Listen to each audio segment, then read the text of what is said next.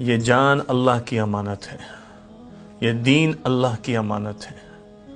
اس جان کو دین کے کاموں میں استعمال کرنا یہ ہماری ضرورت ہے، لیکن دینی کاموں کو کرتے ہوئے اپنی جسم کی اور اپنی صحت کی فکر نہ کرنا یہ مناسب نہیں ہے، بلکہ حضرت مولانا مفتی رشید احمد لدھیانوی رحمہ اللہ کے بقول یہ جرم ہے۔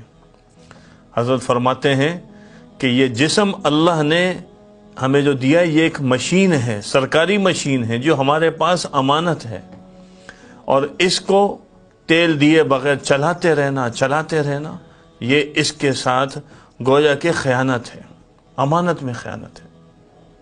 اس کو راحت بھی چاہیے، اس کو آرام بھی چاہیے، اس کو سکون بھی چاہیے، اس کو یعنی خوراک بھی چاہیے۔ حضرت فرماتے ہیں کہ اگر کسی کو سرکار نے گاڑی دی ہو اور وہ گاڑی کا خیال نہ رکھے اور سرکار کے کام میں ہی استعمال کرتا رہے تو کبھی اس کی تعریف نہیں کی جائے گی، اس کو تنبیہ کی جائے گی کہ تمہیں یہ گاڑی دی تھی، تم نے اس کو صحیح مقصد میں استعمال کیوں نہیں کیا۔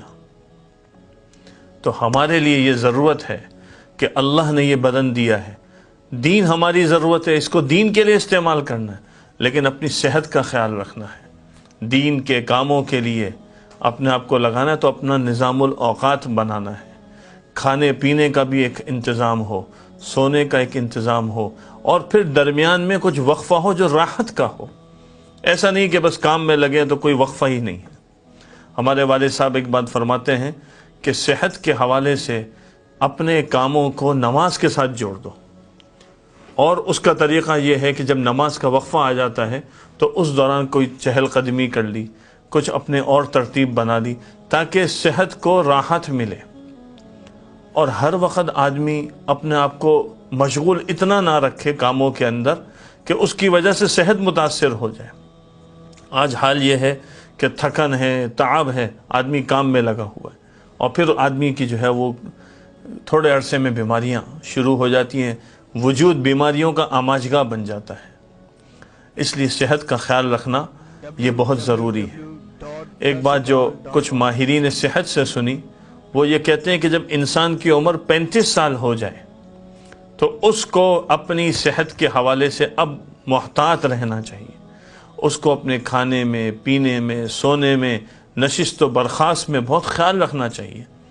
یہ نہیں کہ بس چل رہے ہیں تو چل رہے ہیں، لیکن یہ وہ کرے گا جس نے اپنی صحت کا یہ سسٹم اس سے پہلے سے سیٹ کیا ہوگا۔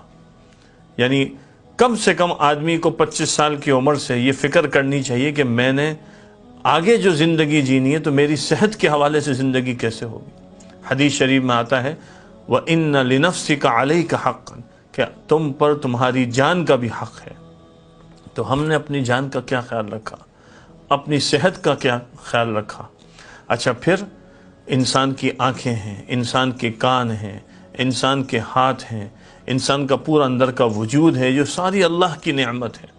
ہر ایک کی ایک خوراک ہے، ایک اس کو چلنے کے لیے تیل کی ضرورت ہے، اس کے ٹھیک رہنے کے لیے اس کی ایک مثبت سرگرمی ہے، ایکٹیویٹی ہے، اور ساتھ میں شام کے وقت میں مثلا چہل قدمی ہے، یا صبح کے وقت میں چہل قدمی ہے، کھانے پینے کے اندر احتیاط ہے۔ یہ بہت سارے ایک تفصیلی موضوع ہیں جس سے مقصد کیا ہے کہ صحت اچھی رہے۔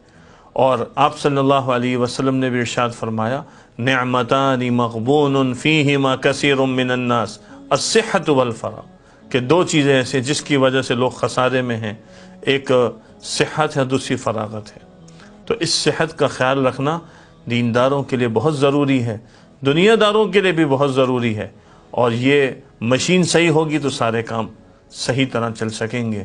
اللہ تعالی ہم سب کو اپنی صحت کو صحیح رکھنے کی توفیق عطا فرمائے۔